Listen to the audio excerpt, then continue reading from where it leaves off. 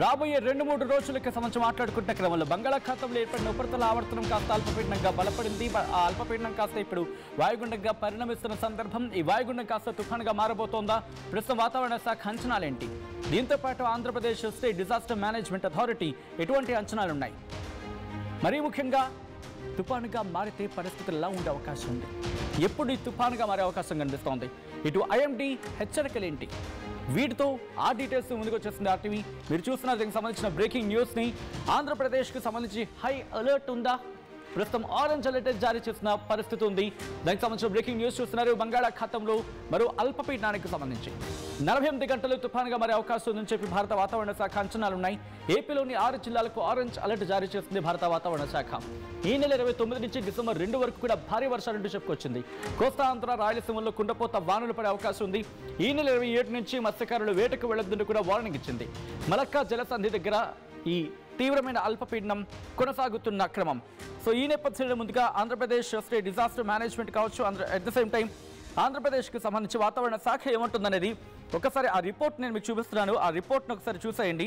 ఆ తర్వాత దీనికి సంబంధించి డీటెయిల్గా మాట్లాడుకునే ప్రయత్నం చేద్దాం. ఇదిగోండి, ఇది భారత వాతావరణ శాఖ కొద్దిసేపటి క్రితం ఇచ్చిన ఆ రిపోర్ట్ నేను ఒకసారి మీకు చూపించే ప్రయత్నం చేస్తున్నాను. మీరు చూడొచ్చు ఇక్కడ భారత వాతావరణ శాఖ ఏమిచ్చిందనేది. మలేషియా అలాగే దాని పరిసర ప్రాంతాల్లో ఉన్న మలక్కా జలసంధి దగ్గర నిన్నటికి బాగా గుర్తించబడిన అల్పపీడన ప్రాంతం పశ్చిమ వాయుదిశగా కదిలి ఈరోజు ఉదయం 8:30 ప్రాంతంలో వాయుగుండంగా మారింది.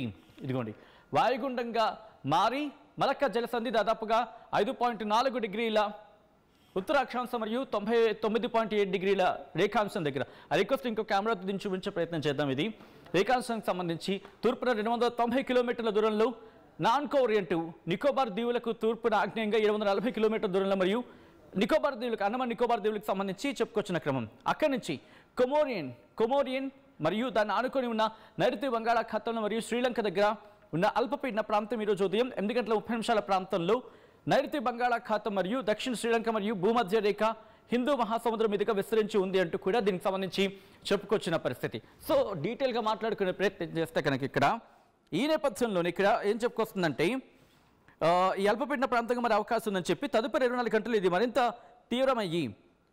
తీవ్రమయ్యి ఆ తర్వాత ఇది దీని ప్రభావాన్ని చూపించే అవకాశం ఉంది. తీవ్ర అల్పపీడన ప్రాంతంగా మరి అవకాశం ఉంది. తదుపరి 24 గంటల్లో ఇది మరింత తీవ్రమై వాయుగుండంగా బలపడే అవకాశం ఉందని చెప్పి భారత వాతావరణ శాఖ అంచనా వేయడం జరుగుతోంది.